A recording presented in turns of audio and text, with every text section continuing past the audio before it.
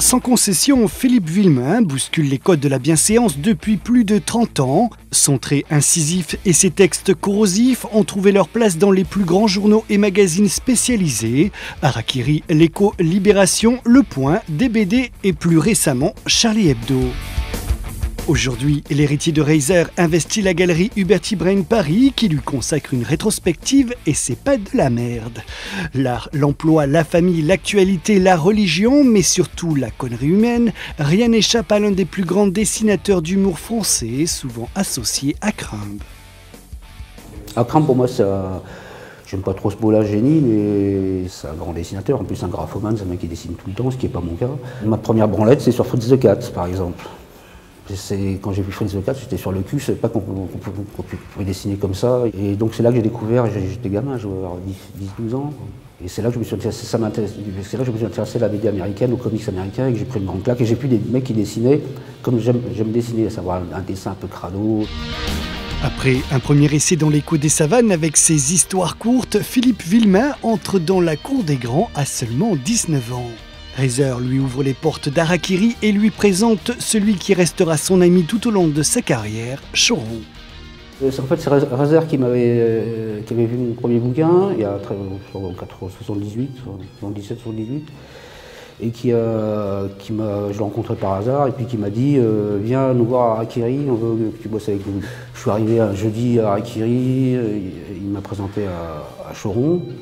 Au début, j'étais en bout de table, il y avait 2 grandes tables à Harakiri, les jeunes étaient tout au bout, il y avait Schlingo, Karali, tout ça. Les vieux étaient à la première table, moi j'étais en bout de table et j'évitais de faire du bruit pour ne pas me faire remarquer. Et donc j'ai commencé à dessiner, les premières semaines, il est venu traîner dans mon dos, voir ce que je faisais. Voilà. Moi j'étais très timide, presque tétanisé, ouais. Et je sais que j'ai fait un dessin qui l'a fait marrer, tu vois, et puis après c'est parti. Jusqu'à la fin, je suis resté très proche de lui. Et on a beaucoup bossé ensemble, il m'appelait pour faire des trucs, en disant que j'étais il m'appelait son génie. Parce qu'il y avait des poutres à Harakiri au-dessus. Il y a un truc qui me faisait marrer, c'est qu'il me disait quand Villemain arrive, les poutres apparaissent.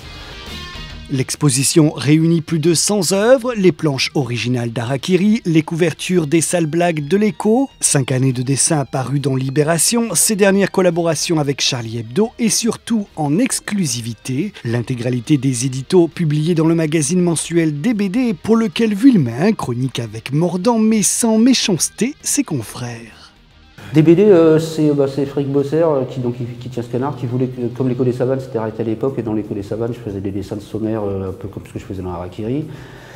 Et Bosser, il voulait que je fasse des dessins de sommaire sur l'actu, donc l'actu en général. Et je dis, bon, je dis que ça n'a rien à foutre d'un canard de BD, je lui ai proposé, je vais faire des trucs sur l'actu du bande dessinée, donc sur les auteurs, sur les albums qui sortent. Et en général, il y a toujours tous les auteurs dont j'ai parlé, enfin que je connais ou que j'ai connus après, étaient ravis de la manière dont j'avais parlé de leur travail. Et même certains voulaient se porter à cœur des dessins, peut-être pour les brûler. Il faut croire que ses pairs ne lui en veulent pas trop. En 1996, Philippe Villemain reçoit le Grand Prix du Festival d'Angoulême, qui couronne aussi bien l'auteur que le dessinateur à la technique bien particulière. J'ai une technique qui fait peur aux collectionneurs, à savoir que comme je ne travaille que sur calque. Le calque, c'est un matériau, j'ai piqué ça à un de mes cousins quand j'étais tout petit, c'est un matériau, c'est une surface qu'on peut gratter, donc quand je fais des tâches, je peux gratter, garder la tâche si elle me plaît, ça me permet de travailler vite. Et donc à partir du calque, je fais une photocopie, un tirage de bonne qualité sur lequel je vais faire les couleurs. Donc mes couleurs étant sur les tirages, je peux faire autant de tirages que je veux, c'est pour ça que je dis que ça fait peur aux collectionneurs, c'est parce qu'il m'est arrivé de faire des fois, 3 fois. Mais pour moi, l'original, c'est la mise en couleur, parce que sur la mise en couleur, je rajoute des tas de trucs qui ne sont pas sur le noir et blanc. J'ai pris vraiment un goût à faire des couleurs, j'avais une technique un peu spéciale, c'est plus que mixte, c'est-à-dire que je travaille avec tout, aquarelle, pastel, acrylique, tout ça c'est mélangé avec pas mal de vernis, et j'ai toujours tout fait tout seul, et je fais toujours tout seul, j'ai pas de coloriste.